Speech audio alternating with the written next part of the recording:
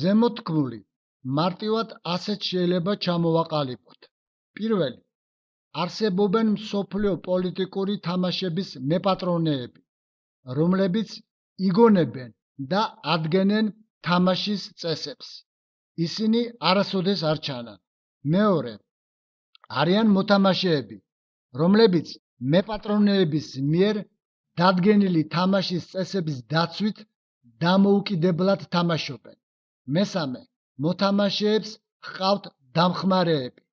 მეოთხე, ყველაზე ქვემოთ არიან ფიგურები.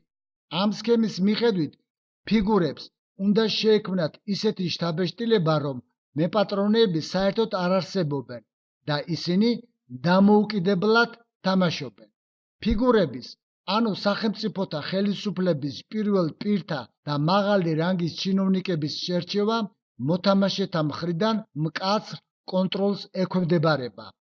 გასული საუკუნის 90-იან წლებამდე ფიგურების უმრავლესობა ნიქსონი, რეიგანი, შულცი, მეტერანი, ტეჩერი, კოლი მანერები და ქცევით სოლიდურად მაინც გამოიყურებოდნენ. უკანასკნელი 25 წლის განმავლობაში მოთამაშეებმა სახელმწიფოების უმაღლეს პოსტებზე დასვეს მასხარები ამ სიტყვის პირდაპირ მნიშვნელობით. ელცინი, პუტინი, მედვედევი, უმცროსი ბუში, ობამა, ჰილარი კლინტონი, მერკელი, სარკოზი, ოლანდი, კამერუნი, ბორის ჯონსონი და მსგავსნი მათნი. ამ მასხარებს თავის მხრივ ხელის ბიჭების მთელი კოჰორტა ემსახურებათ, რომლებიც ეგრეთ წოდებულ ახალგაზრდა დემოკრატიული სახელმწიფოების პოლიტიკურ ელიტებს კურატორობენ. დღევანდელი მსოფლიო მასმედიის მიზანი ადამიანთა ცნობიერების მანიპულირება და მოვლენათა ჭეშმარიტი დედაარსის შენიღბვა გახლავთ. მსოფლიოს მასმედია ადამიანთა ტვინების გამორეცხვის ეფექტური საშუალებაა, რომელიც ფართო მასებზე პატარა ჯგუფების გაბატონებას ემსახურება. მასმედიის მედროშეები ისტორიული, პოლიტიკური, ეკონომიკური, სოციალური, კულტურული საკითხების სიმპტომატოლოგიურ ჭრილში მკვლევარებს, რომელიც ოკულტური საძმოების შეთქმულებათა თეორიებს ამხელენ, ნებისმიერი მეთოდით აბუჩად იგდებენ და მდევნელის მანიით შეპყრობილად აცხადებენ. შეთქმულების თეორია არც მოგონილია და უფრო მეტიც, არც მდევნელის მანიაა. ის რეალურად არსებობს და ოკულტურ პოლიტიკური ცენტრებიდან იღებს სათავეს.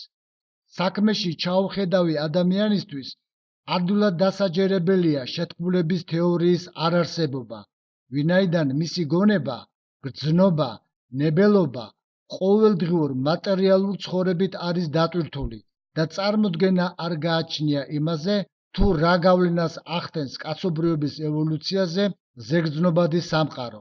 უბრალოდ არიმანული მატერიალისტური სულისკვეთებით ან ლუციფერული რელიგიურობით აღზრდილი ადამიანისთვის ამის ახსნა არ გახლავთ ადვილი საქმე. ახლა საქართველოზე ვისაუბროთ. სოციალისტურ სამოთხეში საქართველოს ძალით შეყვანას რეკომენდაცია დასავლეთის ოკულტურ-პოლიტიკურმა ცენტრებმა გაუწიეს. ზურაბ ავალიშვილი პოლიტიკურ კულისებში შემდგარ ძალზე საინტერესო შეხვედრას აღწერს. ლონდონში დიდი ბრიტანეთის პრემიერ-მინისტრ ჯორჯ ლოიდთან ლენინის მთავრობის წითელ კომისარს კრასინს ჰქონია აუდიენცია. სხვადასხვა პოლიტიკურ თემაზე საუბრის შემდეგ საუბარი ბაქოს ნავთობზე ჩამოვარდნილა. ბრიტანეთის პრემიერ-მინისტრმა მიანიშნა რა ბოლშევიკ კრასინს აზერბაიჯანულ ნავთობზე აუხსნა ისიც, რომ ბათუმის პორტის გარეშე კასპიის ზღვის შავი ოქრო თავის ღირებულებას ყოველნაირად დაკარგავდა. ანუ ბოლშევიკებს კავკასიაში ბაქო-ბათუმის მაგისტრალი თავიანთ კონტროლის ქვეშ უნდა მოექციათ. ბაქოს ნავთზე თავის ინტერესები იმ დროს ჯერ კიდევ როჩილდებს ჰქონდათ. ამ მინიშნებით ლენინის ბოლშევიკურ რუსეთს საქართველოს დაპყრობის უფლება მიეცა. ბოლშევიკურ საბჭოეთში ქართველ კაცს აკრძალული ჰქონდა საკუთარ სახელმწიფოებრიობაზე, თავისუფლებაზე, ღვთიურ სულიერი მოთხოვნების განვითარებაზე ფიქრიც კი. ცხადია, ვგულისხმობ ჭეშმარიტ მამულიშვილებს და არა მთელ კოჰორტას იმ კონფორმისტებისა, რომლებმაც დიად საბჭოთა სამშობლოში ცხოვრება სიამტკბილობაში გაატარეს. აუცილებელია აღინიშნოს, რომ საბჭოთა საქართველო პირველ ადგილზე იყო კომუნისტური პარტიის წევრთა პროცენტული რაოდენობით ყველა სხვა საბჭოთა რესპუბლიკასთან შედარებით.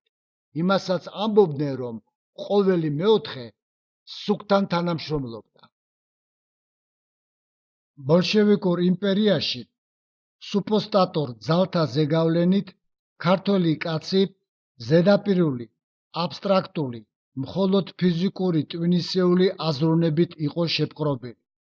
ღრმა აზროვნების ლოგიკა, დამოუკიდებელი შედარებებისა და განსხვავების უნარები თითქმის სრულიად მინავლებული იყო. ქართველი კაცი კომუნისტური პარტიის ბელადების, მათივე ხელდასხმული ინტელიგენციისა და სასულიერო პირების მოსაზრებებს უპირებოდ აღიარებდა, რამაც ერი სუგესტიური კულტურის სრულ ზიობამდე მიიყვანა. სუგესტიური კულტურა საფუძველშივე კლავს ადამიანის, როგორც სულიერი არსების, ყოველგვარ დამოუკიდებლობასა და ინდივიდუალური ავტონომიას. სუგესტიური კულტურისთვის კატეგორიულად მიუღებელია განსხვავებული მოსაზრებები, არამატერიალურ ზეგრძნობადი სფეროებიდან აღმოცენებული ეზოტერული სიბრძნე. საბჭოურ სინამდვილეში ათეისტური მსოფლმხედველობის იძულებითმა საყოველთაობამ, ზნეობრივი ხასიათის ცოდვებით სამშინველის დამძიმებამ, ერი გაუსაძლის სულიერ მდგომარეობამდე მიიყვანა. ჩვენ და სამწუხაროდ უნდა ითქვას, რომ ქართველი კაცი შეეჩვია მშვინვერ უძლურობაში ცხოვრებას. პატრონისგან გადმოგდებული ორიოდე მონეტით იღებდა სწრაფმავალ ბედნიერებით კბობას, რადგანაც თავს ასე უფრო კომფორტულად გრძნობდა. ბოლშევიკების არიმანულ იმპერიაში სუპოსტატური წნეხის ქვეშ მოქცევამ, საზოგადოების საუკეთესო ნაწილის ფიზიკურად განადგურებამ თუ გულაგებში გამომწყდევამ, უღმერთოების საყოველთაო დგინებამ, მშვინვიერი მოთხოვნების მხოლოდ სომატურ ყოფიერებამდე დაყვანამ, მაქსიმალურად ხელი შეუწყო ჩვენი თანამემამულეების საკმაოდ დიდ ნაწილში სამსხეულოვანი გარსისა და ისედაც დასუსტებული მეს ერთმანეთთან კიდევ უფრო დაშორებას. ზნეწამხდარ ბოლშევიკ კომუნისტთა საპარპაშოდ ქცეულ საბჭოთა საქართველოში და განსაკუთრებით მის დედაქალაქში ადამიანის სულმა და ხორცმა სრულიად გაიუცხოეს ერთმანეთი. ხორცმა დაკარგა სული, ხოლო სულმა თავისი ევოლუციის კანონზომიერება. ამიტომაც თბილისი კალია ადამიანებით გადაიჭედა. ამალიდან გამოვიდნენ კალიები დედამიწაზე და მიეცათ მათ ძალა, როგორც აქვთ ძალა მიწის მორიელთ. შესახედაობით კალიები წააგავდნენ საომრად გამზადებულ ცხენებს. მათ თავებზე გვირგვინები იყო, მსგავსი ოქროსი და მათი სახეები, როგორც ადამიანთა სახეები. ჰქონდათ კუდები, მსგავსნი მორიელთა და ნესტრები და მათ კუდებში იყო მათი ხელმწიფება. გამოცხადება, მეცხრე თავი. იოანეს გამოცხადებაში აღწერილი კალია ადამიანი არიმანის ცნობიერებითაა აღჭურვილი და გააჩნია მხოლოდ ფიზიკური, ეთერული და ასტრალური სხეულები. მე კი თითქმის სრულიად ჩამოშორებულია სამსხეულოვან გარს. კალია ადამიანები პირველ რიგში სამკვდრო სასიცოცხლოდ უპირისპირდებიან სულიერების ძიების ურთულეს გზაზე შემდგარ ინდივიდუალობებს. გასული საუკუნის მეორე ნახევრიდან საბჭოთა საქართველოში კალია ადამიანებმა და საკუთარ კეთილდღეობაზე თავგადაკლულმა გარსევან ჭავჭავაძის სულიერმა მემკვიდრეებმა აქტიურ კონფორმისტთა კასტა ჩამოაყალიბეს. 70-იანი წლების გარიჟრაჟზე კომკავშირ რაიკომ მილიციაში გამოწვრთობილმა ცეკას პირველმა მდივანმა ედუარდ შევარდნაძემ აქტიურ კონფორმისტები თავის გარშემო შემოიკრიბა და მათ საბჭოთა სამოთხის განსაკუთრებული პრივილეგიები უფეშქაშა. აქტიურ კონფორმისტთა რიგებს ამშვენებდნენ მწერალთა კავშირის, მეცნიერებათა აკადემიის, პროფანული ცნობიერების მატარებელი პროფესორის, კინემატოგრაფისტთა, თეატრის მოღვაწეთა, კომპოზიტორთა, მხატვართა, მოქანდაკეთა, სპორტსმენთა და მსახიობთა ის ნაწილი, ვინც ბილწ ზავით შეაეკურა. აქტიურ კონფორმისტთა ხარბი ბუნება მამათელმა ბოლშევიკმა საკუთარი მიზნებისთვის ძალიან კარგად გამოიყენა. ეს პრივილეგირებული კასტა საჯაროდ და უტყვად მხარს უჭერდა ცეკას პირველი მდივნის ნებისმიერ გადაწყვეტილებას. ელიტად შერაცხული აქტიურ კონფორმისტები თვითონვე დაერქვეს ელიტა. კოლექტიური ერის მამის სახელით 30 წლის განმავლობაში ჟურნალ-გაზეთებიდან, რადიოდან და ტელეეკრანებიდან ქვეყნის მოსახლეობას დაუღალავად მოძღვრავდნენ. სხვადასხვა საბჭოურ რიტუალ დღესასწაულს შორის დიდი პომპეზურობით გამოირჩეოდა თბილისობა. ოფიციალური ნაწილის დასრულების შემდეგ რჩეული პარტიული ნომენკლატურა და აქტიური კონფორმისტები, რომლებიც ასევე პარტიულ ნომენკლატურას წარმოადგენდნენ, ვიწრო წრეში სმა-ჭამასა და ცეკვა-თამაშს მართავდნენ. სუფრებს რესტორნების სალახანა თამადები ხელმძღვანელობდნენ, რომელთა დირიჟორობითაც ხდებოდა ფსევდოპატრიოტული სადღეგრძელოების ჩანაცვლება მსგავსი შინაარსის ლექსებითა და ქალაქური სიმღერებით. ამ კაცუნების პურის ჭამა ნეგატიური ბაქიზმისა და ბოლშევიკური კულტურის პირმშოთი საყოველთაო შალახოთი სრულდებოდა. იმ დროს, როცა ბედნიერი ერი დიადი საბჭოთა სამშობლოს მიღწევებითა და საკუთარი კეთილდღეობით კბებოდა, თბილისში, ზემო ვერაზე, კოლხურ კოშკში, გამსახურდიების ოჯახში, დიდოსტატ კონსტანტინეს ზედამხედველობით ორი მოწაფის ხელდასხმა ხორციელდებოდა. შეიძლება ითქვას, რომ მე-20 საუკუნის მეორე ნახევარში კოლხური კოშკი სულიერების თვალსაზრისით ისეთივე დატვირთვას ატარებდა, როგორცაც ევროპაში ინკვიზიციის დროს მისტერიალური თეთრი ლოჟები. ჭაობივით დამყაყებულ საბჭოთა საქართველოში სწორედ ვულკანის ამოფრქვევის დარი იყო სულიერ კულტურულ-პოლიტიკურ ასპარეზზე ზვიად გამსახურდიასა და მერაბ კოსტავას მაგიურ სახელთა გამოჩენა.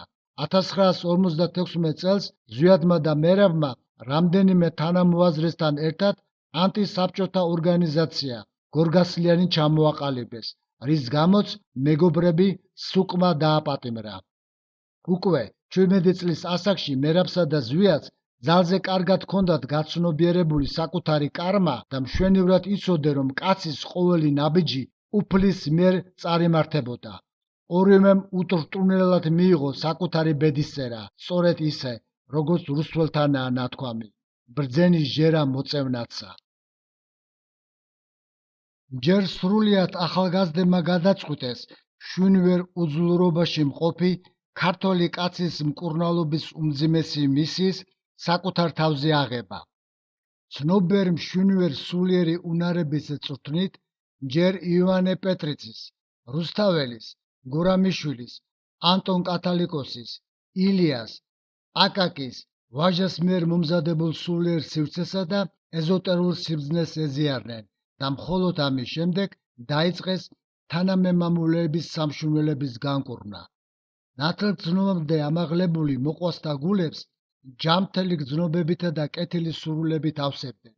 მტკიცე და შეუვალი ზნეობრივი სამყაროს მქონენი ხალხმრავალ მიტინგებზე სულიერებით გამსჭვალულ კეთილს მყოფელ ძალებს ასხივებდნენ და თანამოძმეებში სიყვარულით ახსილ ფლუიდებს ღვრიდნენ. ორივემ კარგად იცოდა, რომ ბოლშევიკური იმპერიის მარწუხებისგან განთავისუფლების შემდეგ დამოუკიდებელ საქართველოში საზოგადოებრივი მოწყობის, სოციალური სინამდვილისა და მატერიალური ურთიერთობის დალაგებას მხოლოდ ჯამთელი სამშვილდელის მქონე ადამიანები შეძლებდნენ.